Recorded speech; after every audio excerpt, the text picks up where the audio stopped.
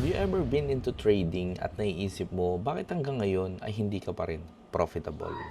Now, allow me to explain this and listen to me very, very well. By the way, my name is Coach Eman at ang dami ko ng mga student traders na natulungan na maging profitable. And ang take ko dyan ay napakasimple lang. Baka you are solving the wrong problem. Baka naghahanap ka ng strategy, saan ang entry point mo, saan ang SL, saan ang TP. Pero hindi pala yun talaga ang problema.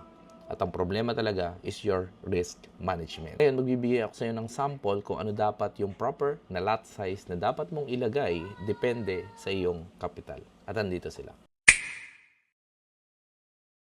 Ngayon nakita mo na kung ilan nga ba yung dapat na volume or lot size ng trade natin. Kapag nag-execute tayo ng mga trades, all you need to do is to i-follow through mo lang.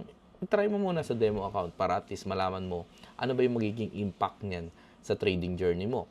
And kung gusto mo pa ng mga ganitong content, tips, and everything about kung paano ka mapapabilis na maging profitable, all you need to do is to follow this account. No?